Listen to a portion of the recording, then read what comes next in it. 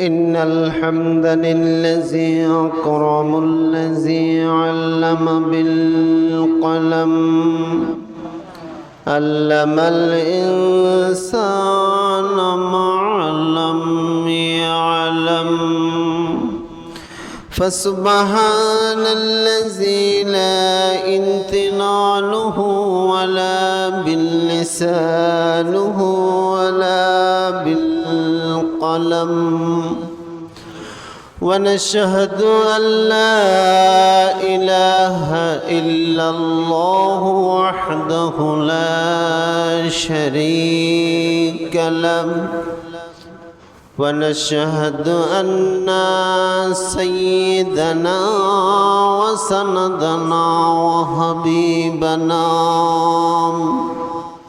وحبيبنا ورحيمنا وملجانا ومأوانا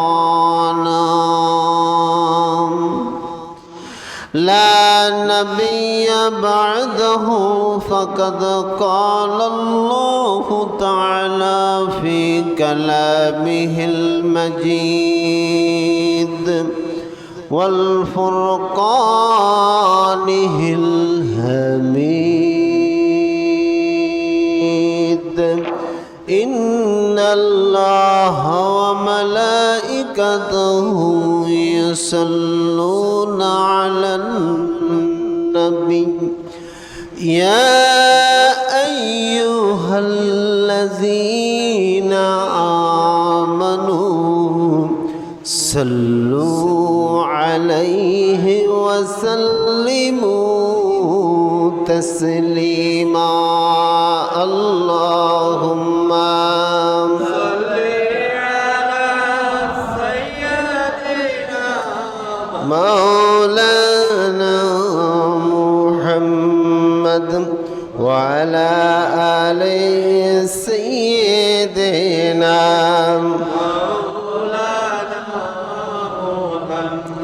তাহাজ্জুদের জায়নামাজে মরণ দিও প্রভু আমায় ইকামত দ্বীনের পথে কবুল করে নিও আমায় তাহাজ্জুদের জায়নামাজে মরণ দিও প্রভু আমায় ইকামত দ্বীনের পথে কবুল করে নিও আমায় আল্লাহুম্মা সাল্লি আলা সাইয়্যিদিনা মাওলানা ওয়া আলা আলি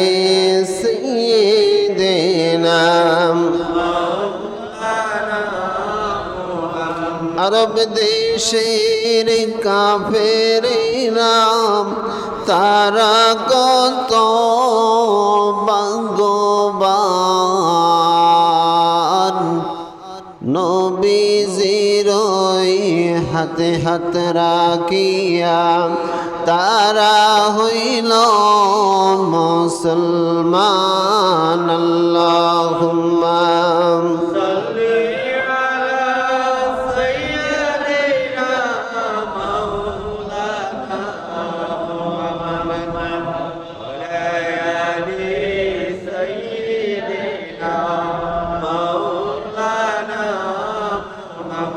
بلغ العلا بكماله كشف الدجى بجماله أسعدت خميل إسوانه صلوا عليه وآله الذي أرسله بالحق بشيرا ونذيرا وداعيا إلى الله بإذنه وسراجا منيرا بلغ العلا بكماله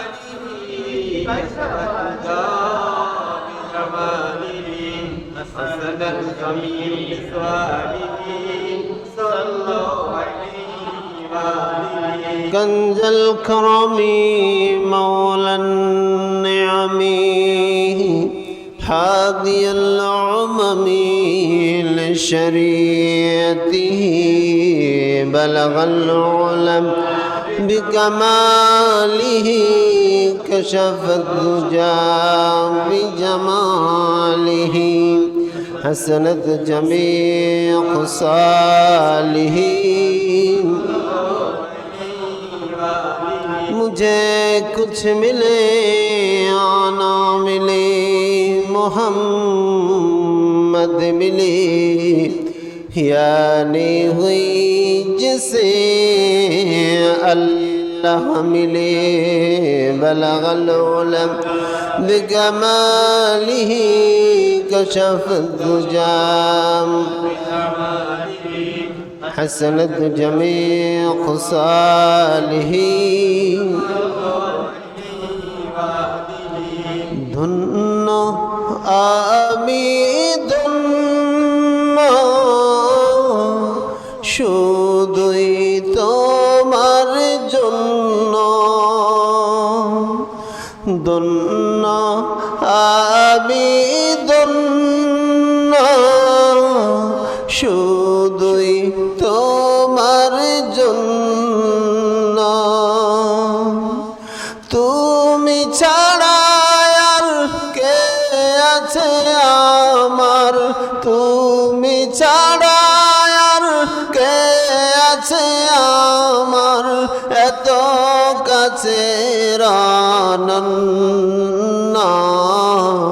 ধন্য আমি ধন্য শুধুই তোমার জন্য ধন্য আমি ধন্য শুধুই তোমার জন্য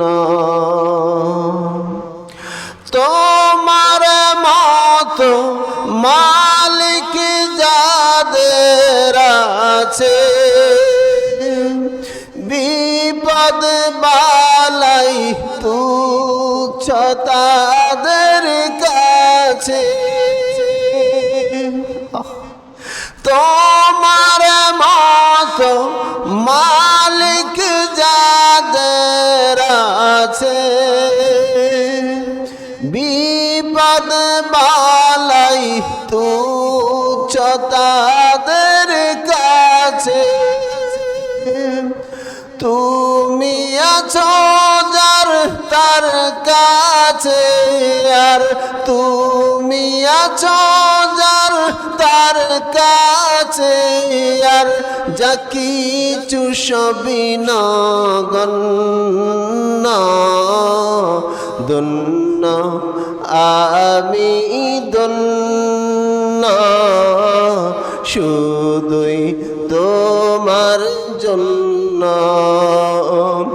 ধন্য আমি ধন্য শুধুই তোমার জন্য তোমার খুশি থাকে গো যদি পুজি কামিয়াবি আসবে আমায় খুঁজি তোমার খুশি থাকে গো যদি পুজি কামিয়াবি আসবে আমায় খুঁজি তুমি আছো যার তার কাছে আর তুমি আছো যার তার কাছে আর যা কিছু সবই নগণ্য ধন্য আমি ধন্য শুধুই তোমার জন্য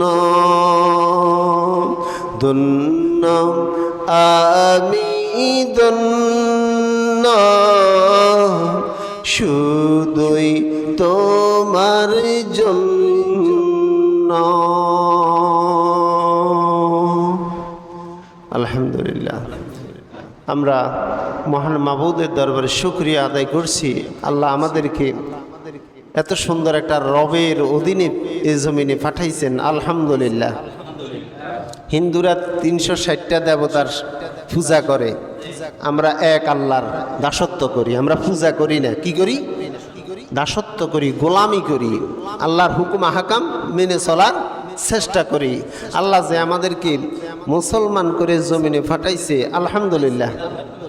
সম্মানিত মুসল্লিয়ানে কেরাম, মুরব্বিয়ানা ইজাম, আজিজ কৃষক যুবক ভাইয়েরা, কচিকাচা বেগুনা মাসুম বাচ্চারা, মাইকের আওয়াজে পরিমাণ শোনা যাচ্ছে বাহিরে, পর্দার অন্তরালগত সম্মানিতা মা বোনেরা, সকলের প্রতি শ্রেণী মোতাবেক সালাম জ্ঞাপন করছি।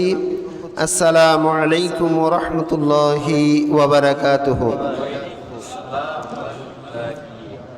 আল্লাহ তাআলা দরবারে লাখো কোটি শুকরিয়া, যেমনই এক সপ্তাহ অতিবাহিত হওয়ার পরে আপনাকে আমাকে বাছাই করে সমাজের বিভিন্ন লোক থেকে মহব্বত করে সর্বপ্রথম মসজিদে আসার তৌফিক দিলেন। এই জন্য মহান মাবুদের দরবারে কালিমাতুশ শুকর আদায় করছি। আলহামদুলিল্লাহ। রব্বানা লাকাল হামদ হামদান কাসীরান তাইয়িবান মুবারাকান ফীহি ইয়া রব্বি কামা ইয়ানবাগি লিজালালি ওয়াজহিকা ওয়া আযীমি সুলতানিক। সব প্রশংসার একমাত্র মালিক তিনি কে? প্রশংসা একজনেরই হবে, তিনি হচ্ছেন আল্লাহ। সব কিছুর ক্ষমতা যার হাতে। আজকে খুতবায় খতিব আলোচনা করেছেন, ওয়ালাহুল কিবরিয়াউ ফিস সামাওয়াতি ওয়াল আরদ ওয়া হুয়াল আজিজুল হাকীম। আসমান ও জমিনের শ্রেষ্ঠত্ব একমাত্র যিনি, সব কিছুর ঊর্ধ্বে যার আসন তিনি কে? সব কিছুর মালিক কে? জমিন কার আদেশে চলে? এই জমিন কার আদেশে চলে? আকাশ, সূর্য, সব কিছু আল্লাহর আদেশে চলে। আপনি মনে করেন যে আপনি মনে আল্লাহর আদেশে চলেন না, কেন? আপনি আল্লাহর আদেশে না চলার জন্য চেষ্টা করেন, আসলে পারেন না। আসলে পারেন না, চেষ্টা করেন, নিজে নিজে হেডম দেখান। আল্লাহ তাআলা যখন আপনাকে আমাকে সৃষ্টি করেছেন তখন ওয়াদা করেছেন, ওয়াদা নিয়েছিলেন, আনাস্তু রব্বুকুমুল আলা, আমি কি তোমাদের রব? সেদিন সবাই বলছে, সবাই। এই বুশের বাচ্চা বুশ, ভারতের দাদা অংশং সুসি, তারপরে যাই ওই ইসরায়েলের এই জানোয়ার, পৃথিবীর যত জানোয়ার আছে ফেরাউন থেকে শুরু করি সব রূহগুলো সেদিন বলেছিলেন কলু বালা, হ্যাঁ আমনে আমাদের রব, আমনে আমাদের। তো কয় এবারে দেখা গেছে আল্লাহ তাআলা ওয়াদা নিয়ে জমিনে পাঠাইছে। ওমা, জমিনে আসার পরে এখন ছেলে পাইল, মেয়ে পাইল, সম্পদ পাইল, জাগা জমি পাইল, ধন দৌলত পাইল, অর্থ বিত্ত সম্পদ সবকিছু পাইয়া এবারে আসলটারে ভুলে গেছে। তিনি কে? যখন তোমার কেউ ছিল না, ছিলাম শুধু আমি। যখন তোমার কেউ ছিল না, ছিলাম শুধু আমি। এখন তোমার সব হয়েছে, পর হয়েছি আমি। তিনি কে? যখন তোমার কেউ ছিল না, ছিলাম শুধু আমি। এখন তোমার সব হয়েছে, পর হয়েছি আমি। আবার এমন দিন আসিবে, সবাই তোমার পর হইবে। আবার এমন দিন আসিবে, সবাই তোমার পর হইবে। আপন হব আমি। মাঝখানে কিছু সময় তুমি তোমার ছেলের ভালোবাসায় আল্লাহরে ভুলে গেলে, মেয়ের ভালোবাসা আল্লাহরে ভুলে গেলে, বন্ধুত্বের মহলে পড়ে আল্লাহকে ভুলে গেলে, দুনিয়ার সম্পদ পাইয়া আল্লাহকে ভুলে গেলে, এই দুনিয়ার মোহে পড়ে তুমি আল্লাহকে ভুলে গেছো। মনে রাখবা, দুনিয়ায় তোমাকে বেশি দিন সঙ্গে রাখবে না, দুনিয়ায় চিরজীবন তোমাকে আপন করে রাখবে না। নিঃশ্বাসটা গেলে পরে দুনিয়ার মানুষ দ্রুত তোমাকে কবরের ব্যবস্থা করবে। যেই স্ত্রীর ভালোবাসায় পড়ে তোমার বৃদ্ধ মা বাবার সঙ্গে তুমি খারাপ ব্যবহার করেছো, বৃদ্ধ বাবাকে তুমি বুড়িরা বলেছো, বৃদ্ধ মাকে তুমি বুড়ি বলে সম্বোধন করেছো, মা বাবার খেদমতের ভয়তে স্ত্রীকে নিয়ে বাসায় উঠাইছো। ও গোলাম, নিঃশ্বাসটা তোমার বাহির হওয়ার সঙ্গে সঙ্গে মাত্র একটা রাত তোমার সে আদরের স্ত্রী তোমাকে পাহারার ব্যবস্থা করবে না। একটা রাত যদি তোমার থেকে নিঃশ্বাস চলে যায়, যে স্ত্রী তোমাকে 40 বছর 50 বছর তোমার রাতের পার্টনার হয়েছে, তোমার রাতের সুখের পার্টনার হয়েছে, একাকিত্ব একটা রুমে যে স্ত্রীকে তুমি বুকে জড়াইয়া ঘুমাইছো, তোমার সাহসের কেন্দ্রবিন্দু ছিল তোমার স্ত্রী, তোমার স্ত্রীর সাহসের কেন্দ্রবিন্দু ছিল তুমি স্বামী। নিঃশ্বাস গেলে সেই স্বামীও তোমাকে বুকে রাখবে। এই জমিনে যখন কেউ তোমার ছিল না, ছিলাম আমি। খবরদার, খবরদার, এই দুনিয়ার মোহে পড়ে আল্লাহকে ভুলে যাইও না। দুনিয়া তো ক্ষণস্থায়ী। কত বাহাদুরি, রঙার রূপের বাহাদুরি কত করেছো, রঙার রূপের বাহাদুরি কত করেছো, একদিন তোমার হারিয়ে যাবে রূপ চিন্তা করেছো তুমি, একদিনের রূপ হারিয়ে যাবে চিন্তা করেছো। আহা, কিসের রূপ, কিসের অর্থ, কিসের সম্পদ? আরে সব কিছুর মূল্যায়ন হচ্ছে রূপ। রূপ যখন থাকবে না, দুনিয়ার ভিতরে তোমার 2 পয়সা মূল্য নাই। হায় হায়, গতকালকে আমি একটা জিনিস, আমার এটা লাইভ হচ্ছে, আমার এলাকার লোকজন এটা দেখতে পাচ্ছি, মিথ্যা বলার সুযোগ নেই। আমি ফলো করছি, পুরা বাড়ি, আমাদের বাড়ি নিতে তো পারি না, কইলে তো কই ফারুক ভাই তো হরে ঘোড়া দিও। বাড়ি একটু লম্বা, গাঁড়া একটু বিশাল লম্বা। গতকালকে মহিলার লাশটারে গাড়ির ভিতরে রেখেছে, ফ্রিজে রেখেছে, বাড়ির তো যায়, ওইদিকে গাড়ি যাবার সুযোগ নাই। আমি দেখছি গতকালকে রাত্রে অনেকেই ভয়তে রাস্তার উপরও আসে। মহিলাটা রয়েছে কোনটায়?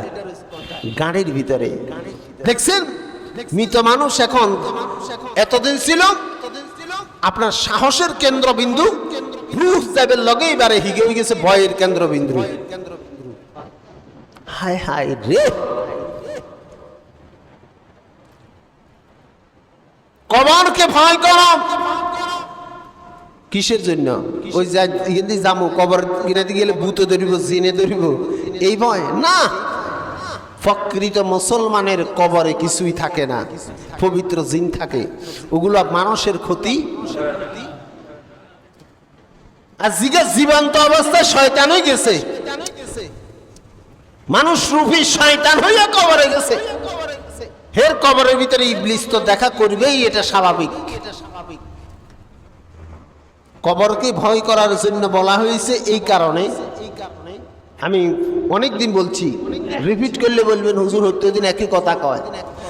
এই কবরকে ভয় করো এই জন্য, আহা, যখন আপনি আপনার বাবার কবরের সামনে দাঁড়াইয়া পড়তেছেন আলহামদুলিল্লাহি রাব্বিল আলামিন আর রহমানির রহিম মালিক ইয়াউমিদ্দিন ইয়্যাকা না'বুদু ওয়া ইয়্যাকা নাস্তাঈন ইহদিনাস সিরাতাল মুস্তাকিম সিরাতাল্লাযীনা আন'আমতা আলাইহিম গায়রিল মাগদুবি আলাইহিম ওয়ালাদ-দাল্লিন আমিন। সূরা ইখলাস তেলাওয়াত করতেছেন, মনে মনে ভাবেন, বাবা আজকে যে কবর তুমি আছো, কালকে ওই কবরে আমিও। মনটা কত নরম হবে, দিলটা কত নরম হবে। কবর যখন খুলতেছেন, আমি গত সময় বলছি, কবর মাটি দিবির সময় আপনি চিন্তা করেন, এই যে কবর ভিতরে মাটি ঠুস ঠুস ঠুস করে মাটি হালার, হায় রে মানুষ। অথচ আপনি কবরের ভিতর মাটি দেন আর দোয়াটা পড়েন, মিনহা খালাকনাকুম ওয়া ফিহা নুঈদুকুম ওয়া মিনহা নুখরিজুকুম তারাতান উখরা। এই কবরের ভিতরে মাটি দেওয়ার সময় মনটারে কবরের দিকে ঢুকান। আজকে যদি তার লাশ না হইয়া এই কবরের ভিতরে আমার লাশ হইয়া যাইতো, মানুষ তো এখন এই দোয়া পড়ে আমার বুকের উপরে মাটি উঠাইয়া দিত। ও মিয়া সাহেব, এই দোয়া পড়ার সময় এই চিন্তা যদি আপনার বুকের ভিতরে লালন করে, মৃত ব্যক্তির কবরে মাটি পড়ার আগে আপনার দুই চোখ দিয়া পানি ঝরবে। আহা, সেই চিন্তা আমাদের নাই। মাটি জানাজা দিবের জন্য আছে, এখানেও দাঁড়াইয়া দাঁড়াইয়া অন্যের সমালোচনা করে, কি করে না? এখনো মাইয়ত সামনে আসে নাই, অথবা এখনো জামাত শুরু হয় না, গাছের তলায় দাঁড়াইয়া, রোদের কারণে গাছের তলায় দাঁড়াইয়া, দোকানে খাড়াই, ও কোনায় কোনায় খায়, অন্যের গীবাত করতেছে। আল গীবাতু আশাদ্দু মিনাজ জিনা। গীবাত হলো জিনার সমতুল্য, মায়ের সঙ্গে নিজের আস্তাগফিরুল্লাহ, এগুলো বলাটাই মুখে বাজে। আরেক হাদিসের ভিতরে আছে, মৃত ভাইয়ের, নিজের ভাইয়ের গোশত খাইলে যে গুনাহ, অন্যের গীবত করলে সেই গুনাহ। নাউজুবিল্লাহ বলেন। গীবত এত মারাত্মক জিনিস। আল্লাহ তাআলা এই গীবত থেকে আমাদেরকে হেফাজত করুক, সকলে বলেন আমিন। সম্মানিত হাজিরিন, আজকে যেই কথাটা বলার জন্য চেষ্টা করলাম, সব ক্ষমতার মালিক কে? হায়াতের মালিক, রিজিকের মালিক। তো আমি কিসের মালিক? আমি কিছুর মালিক। আমাদের দেশে একটা মাইকিং হয়, কাবিলপুর নিবাসী অমুক বাড়ির অমুক ইন্তেকাল, ও ঢাকা ফিজি হাসপাতালে ইন্তেকাল করিয়াছেন। আচ্ছা, যদি সে ইন্তেকাল করতো, ফিজি হাসপাতালে কিত্ত গেছে, তারে ইন্তেকাল করছে না করাইছে? কে করাইছে? আল্লাহ। সে তো বাঁচার জন্য ফিজি হাসপাতাল পর্যন্ত গেছে, সে তো বাঁচার জন্য চাইছে, বাঁচতে তো পারে, তার কোনো ক্ষমতা নাই। ক্ষমতা সব কার? কিছু কিছু একটু হায়াত দিছে, হায়াতের এই বাহাদুরি পাইয়া, হায়াতের বাহাদুরি পাইয়া ও ফেরাউনের মতন নিজের হাড়ম জাহাজের কচ্ছপ মনে করছে। ফেরাউন 100 বছরের ভিতরে তার জ্বর, সর্দি, কাশি, নাকে দিয়ে কানা হানি পড়েন না। উজিরারে ডাকি কয়, তুমি ঘটনা কি? তোমরা তো হইতো দিন অসুখ, ছুটি লেই দরখাস্ত করো। 100 বছরের ভিতরে আমার কোনো জ্বর নাই, সর্দি নেই, কাশি নেই। এবারে এতে হাবাদের মালিক আমনে মনে হয় খোদা। নাউজুবিল্লাহ কন, আমনে মনে হয় তো এত ইঞ্জিনিয়ারে মনে করি নিজের জাহির করলো, আমি কি আনা রাব্বু কুমুল আলা, আইসি ব খোদা। নাউজুবিল্লাহ কন, হেতে বলে ব খোদা। আসলে তোর এই খোদাই দাবি, তোর এই শক্তি, তোর এই বাহাদুরি, তোর এই রাজ্য, যিনি মুহূর্তের ভিতরে দুলিশাত করে দেওয়ার ক্ষমতা রাখেন, তিনি কে?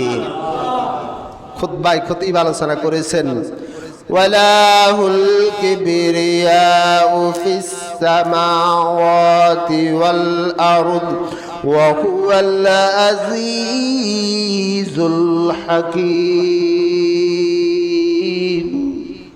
নিজের ছোট মনে করো, তোমার কাছে কোনো ক্ষমতা নাই, তোমার শক্তির বাহাদুরি করিও না। তোমার এই শক্তি যিনি তোমাকে দিয়েছেন, তিনি কে? আজকে সম্পদ আছে, সম্পদের বাহাদুরি করিও না। তোমার এই সম্পদটাকে মুহূর্তের ভিতরে নিয়ে গিয়ে তোমাকে ভিখারির থালা তোমার হাতে ধরাই যিনি দিতে পারেন, তিনি কে? এই জন্য যা আছে, সম্পদ পেয়েছ আলহামদুলিল্লাহ, শক্তি পেয়েছ আলহামদুলিল্লাহ। খবরদার এমন হেন কাজ করা যাবে না যেই কাজের বিনিময়ে আল্লাহ তোমার উপর অসন্তুষ্ট হয়। দুনিয়ায় আমরা কেউ থাকতে পারবো না, এই জমিন থেকে চলে যাব। 60-70 বছরের এই হায়াতটাকে এত নিয়ামত মনে করে এই হায়াতটাকে অপচয় তোমরা করিও না। হিসাব দিতে হবে। এই জীবন জীবন নয়, আরেকটা জীবন আছে। এই জীবনের হিসাব দিতে হবে ওই জীবনের গেলে, ওই জীবনের কাছে গেলে। এই জীবনে কি করেছেন কি করেন নাই সব কিছুর হিসাব দেওয়া লাগবে কবরে গেলে। হুজুর, এই যে কবরের কথা এত বলার পরেও আমাদের ভিতরে পরিবর্তন নাই।